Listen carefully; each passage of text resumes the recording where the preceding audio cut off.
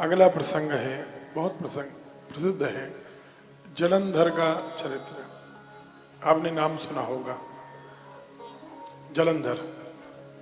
Serial आते थे, उनमें सीरियल में तो जलंधर को इतना शक्तिशाली बता दिया कि उसके आगे दादी जी शिव हार गए, ऐसा दिखा दिया। सीरियल में तो ऐसा दिखाया गया कि शिव वर्षों तक इसको हरा नहीं पाए। सीरियल्स रामायण महाभारत जैसे अब नहीं आते जो पहले बने थे। प्रामाणिकता की कमी आ गई है, ध्यान देना। एक राधा कृष्ण सीरियल आया, आपने सुना?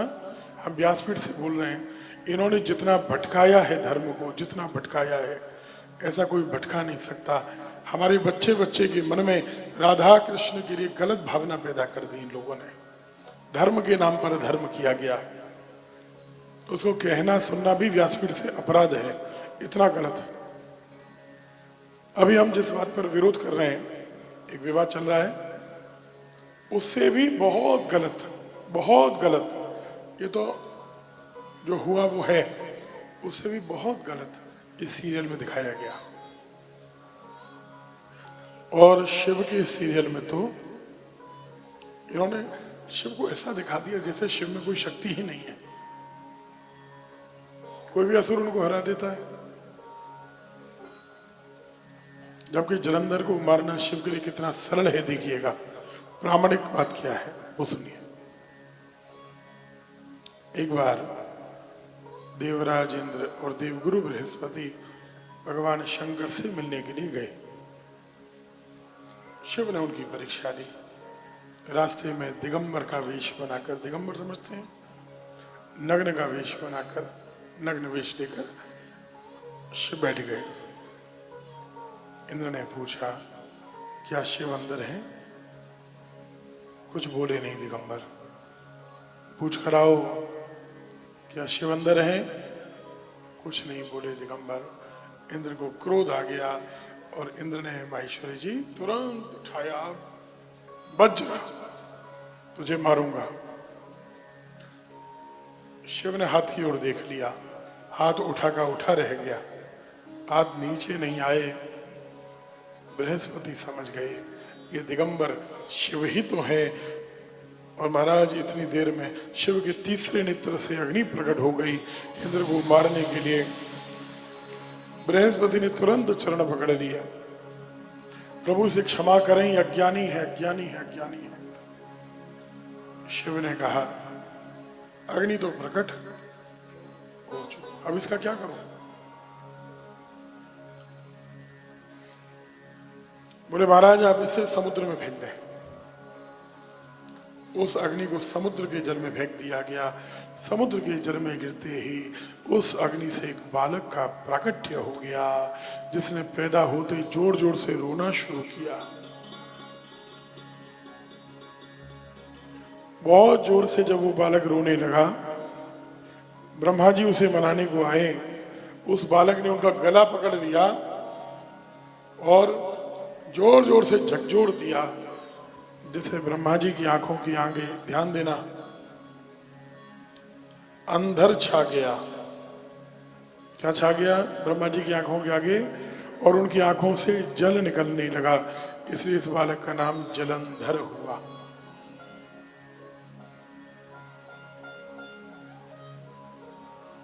ब्रह्मा जी ने समुद्र से कहा, तू इसे अपना पुत्र मान ले, अपना पुत्र मानकर पाल पोस, बड़ा कर। समुद्र ने ऐसा ही किया और बड़ा होने पर काल नेमी की पुत्री वृंदा से इसका विवाह कर दिया गया। शिव के क्रोध की अग्नि से प्रकट हुआ, असुर बन गया, क्योंकि असुरों का संग हो गया। राज्याभिषेक हो गया, इसने देवों को युद्ध में हरा दिया। देवता इसके घर में सेवा करने लगे।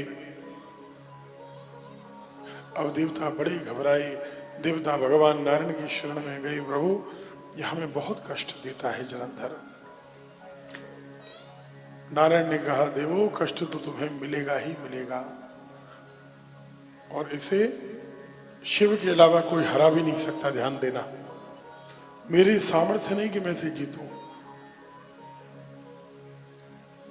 क्योंकि अपराध तो इंद्र ने किया ही है, शिव का अपमान किया, तभी तो अग्नि प्रकट हुई।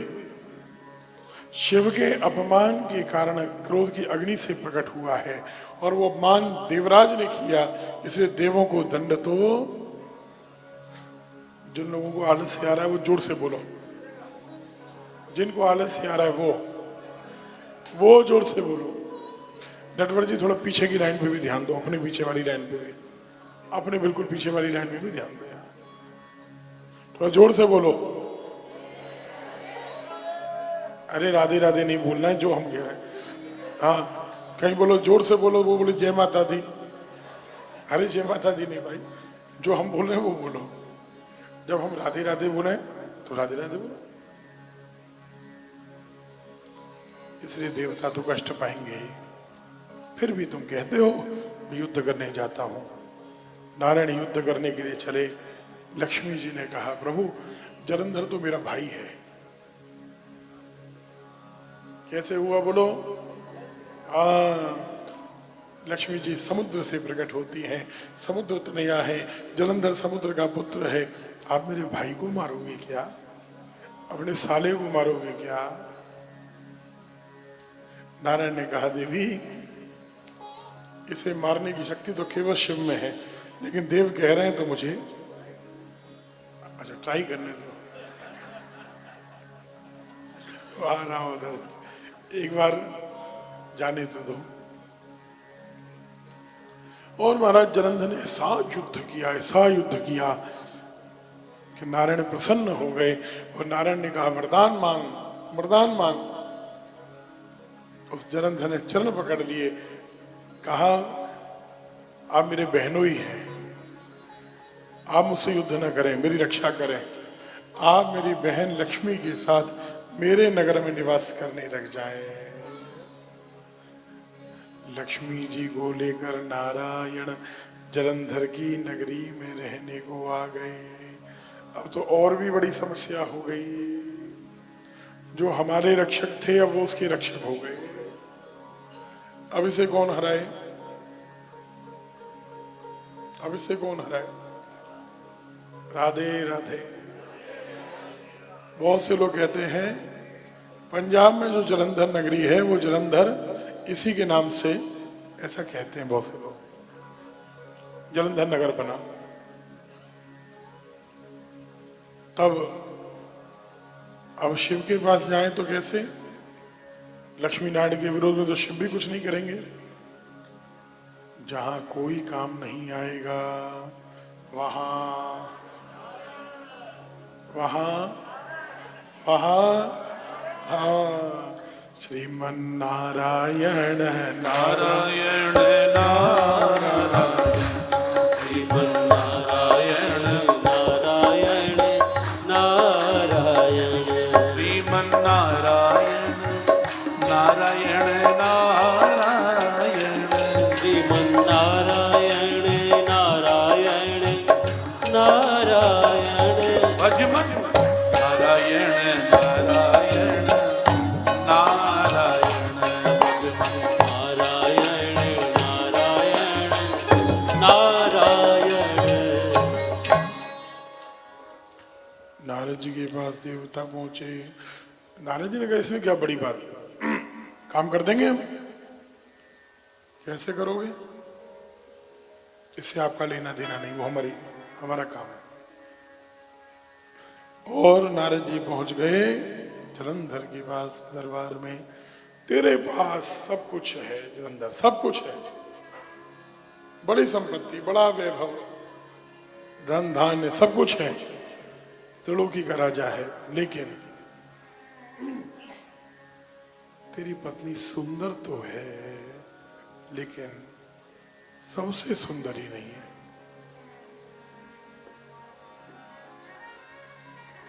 दुनिया की सबसे सुंदरी स्त्री तेरे पास होनी चाहिए थी। कौन है वो? मैं उससे विवाह करूंगा। शिव की पत्नी पार्वती। अरे शिव तो दिगंबर है, योगी है, योगी को क्या आवश्यकता है स्त्री की? दूध को भेज दे और बुला ले, पार्वती को विवाह कर ले उससे। तुरंत जलंधर ने राहु नाम का दूध भेजा। राहु वो सिर कटा हुआ, राहु केतु में से राहु को भेज दिया। बड़ा अजीब सा चरित्र है, सुनना। राहु आया, जैसे उसने प्रस्ताव दिया, भगवान शंकर के क्रोध से नेत्र लाल लाल हुए और उनके भौहों के मध्य से एक अजीब सा डरावना सा पुरुष प्रकट हुआ, जिसने दौड़ के राहु को पकड़ लिया। कहा, भोलेनाथ बड़ी कृपा की, बड़ी बड़ी भूख लगी थी, इसे खा जाऊंगा। शिव ने कहा, ये दूध है, दूध को खाया नहीं जाता, मारा नहीं जाता, छोड़ दे। शिव के कहने पर उसने राहु को छोड़ तो दिया, लेकिन उसने कहा कि भोलेनाथ मुझे इतनी जोर से भूख लगी थी, अब क्या खाऊं? शिव ने कहा, अपने शरीर को खा ले। और उसने अपने सिर को छोड़कर पूरा शरीर अपना ही खा लिया। विचित्र विचित्र गण है, केवल सिर मात्र बचा। इनका नाम हुआ कीर्ति मुख। अगर आपने कभी किसी प्राचीन शिव मंदिर में देखा हो तो आपको कीर्ति मुख जी का दर्शन वहां होगा। जेके वाले सिंघानिया फैमिली जब भी कोई शिव मंदिर बनाते हैं, उनके किसी भी शिव मंदिर में आपको कीर्ति मुख जी का दर्शन होगा। लक्ष्मी नारायण, सूर्य नारायण शिव के परिवार में, परिकर में, और उनके साथ कीर्ति मुख जी का दर्शन आपको जरूर होगा वहां।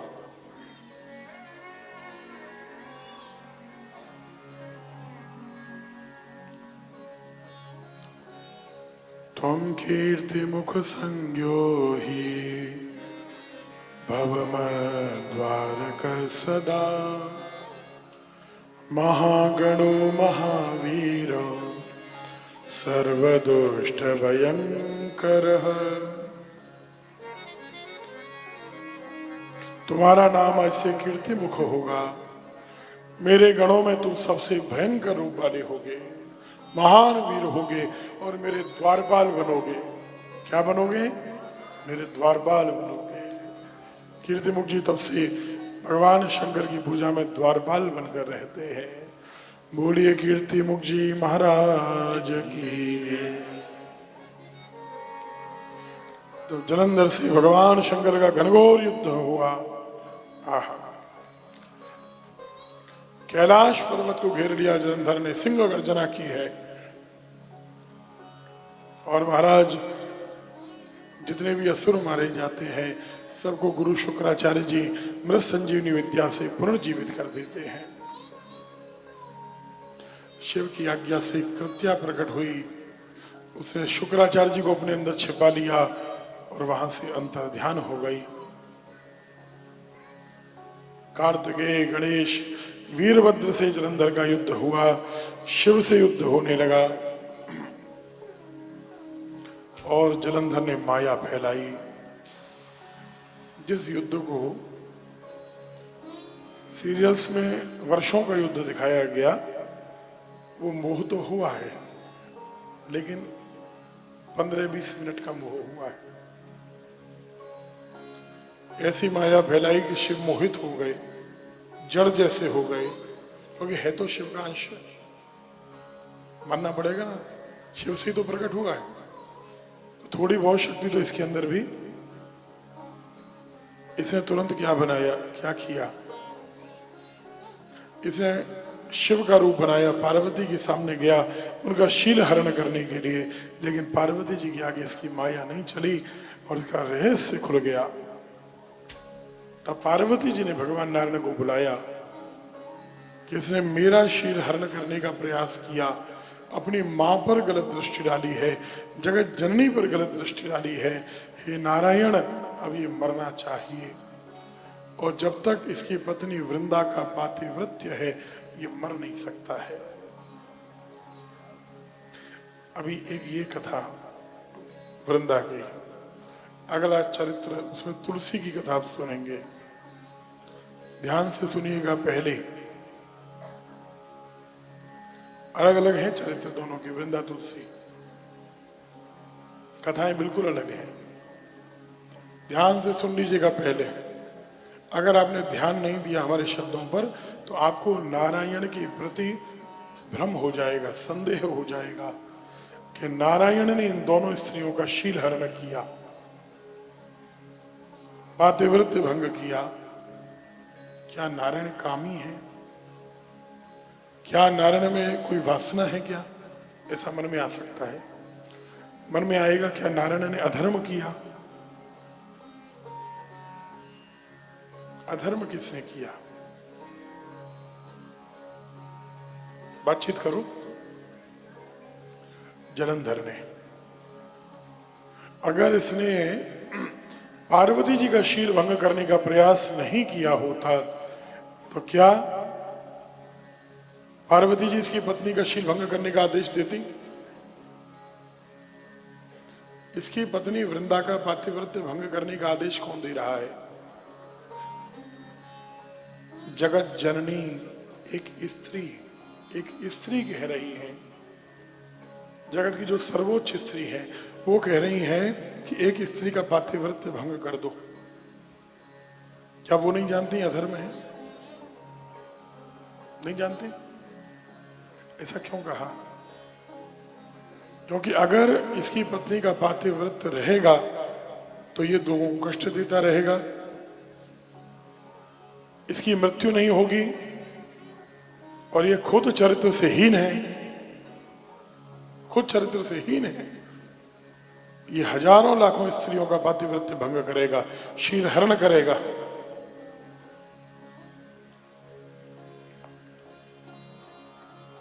तो क्या ये उचित होगा? अगर एक का पातिव्रत्य भंग करने से लाखों के पातिव्रत्य की रक्षा हो रही है तो क्या अच्छा है? बोलो, बात समझ में आ रही है?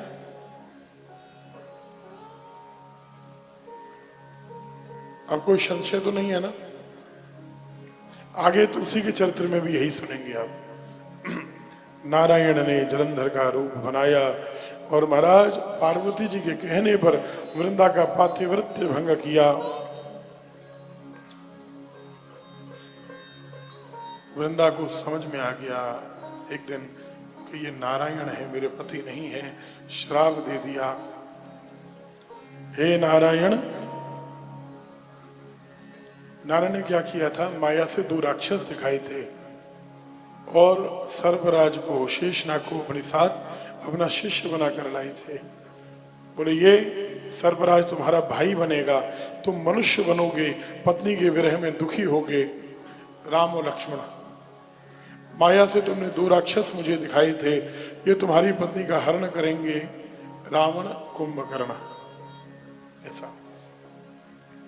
और वृंदा देखते ही देखते चिता बनाकर अग्नि में प्रवेश कर गई और वृंदा के शरीर का तेज भगवती पार्वती के अंदर समा गया। वृंदा मैया की जय। ये सती है ना, ध्यान देना, ये सती हो गई। इसने पातिव्रत्य की रक्षा के लिए शरीर का त्याग कर दिया, इसलिए इसकी भी पूजा होने लग गई। जलंधर ने माया फैलाई और शिव ने क्या देखा कि शुंभ निशुंभ दैत्यों ने, ध्यान है शब्द, शुंभ निशुंभ दैत्यों ने पार्वती जी को बांध रखा है और मार रहे हैं। भगवती पार्वती को ऐसा देखा, तुरंत शिव ने हाथ घुमाया, माया के बंधन कट गए। शुंभ निशुंभ घबरा कर भागे। शिव ने कहा तुम्हें मैं नहीं मारूंगा, तुमने पार्वती के साथ ऐसा करने का प्रयास किया, इसलिए तुम्हें देवी ही मारेगी। आगे भगवती ने महासरस्वती अवतार लिया और शुंभ निशुंभ का संहार किया है।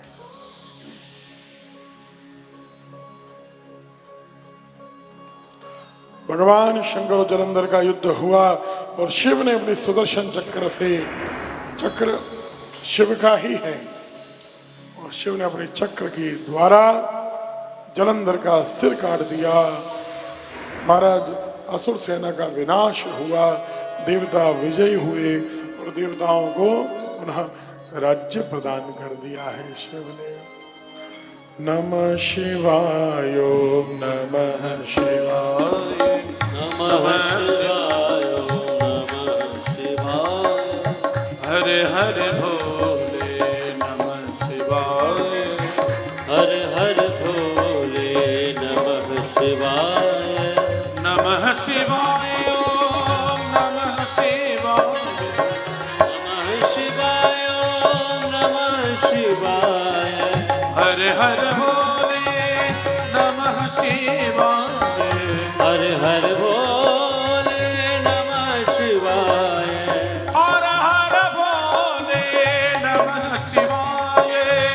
हरे हरे भोले नमः शिवाय। भोले नमः शिवाय। बम बम भोले नमः शिवाय।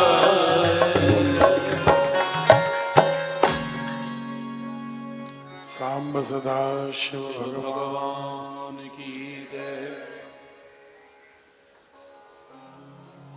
शंखचूड़ की कथा आपको सुना रहे हैं,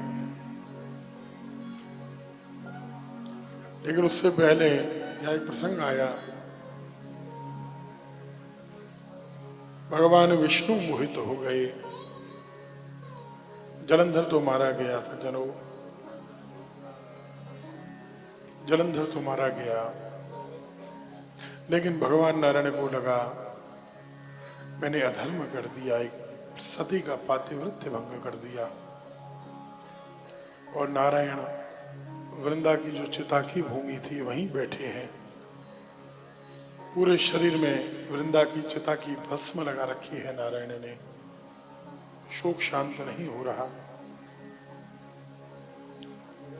आपको हमने इसी कथा में श्रवण कराया था कि शिव पर तुलसी चढ़ाने से ऐश्वर्य मिलता है, मुक्ति की प्राप्ति होती है। क्या आप में से कुछ ने शुरू की क्या तुलसी चढ़ानी? कुछ ने शुरू की? पहले से चला रहे हैं बाबूलाल जी। कुछ लोगों ने अभी अभी शुरू की क्या? नहीं, 10-20 लोगों ने, क्योंकि मन में थोड़ा अभी भी डाउट है कि चढ़ाएं या नहीं चढ़ाएं। अब इस कथा को नारायण जी बहुत ध्यान से सुनना। अभी आपको 1 मिनट में पुनः यही बात आ रही है और हम यहाँ पर आपको लॉजिक बताएंगे कि तुलसी क्यों चढ़नी चाहिए शिव पर, उसका लॉजिक बताएंगे। नारायण चिता की भस्म लगाकर अपने पूरे शरीर में बैठे हैं, शोक शांत नहीं हो रहा। तब पार्वती जी, लक्ष्मी जी और ब्रह्माणी तीनों देवियां आई यहाँ वृंदा की चिता भूमि में, और तीनों ने वृंदा की चिता की राख में 3 तरह के बीज डाले। उन बीजों से 3 तरह के पौधे प्रकट हुए। धात्री, धात्री माने आंवला, मालती और तुलसी, ये 3 पौधे पैदा हुए। अब फिर ध्यान से सुनना। इनमें से ब्रह्माणी ने जो बीज डाले उससे धात्री माने आंवला, लक्ष्मी जी ने जो बीज डाले उससे मालती, और पार्वती जी ने जो बीज डाले उससे तुलसी प्रकट हुई है। पार्वती जी ने बीज डाले उनसे तुलसी प्रकट हुई है। तो अब बताओ तुलसी शिव को चढ़ सकती है कि नहीं चढ़ सकती है? बोलो।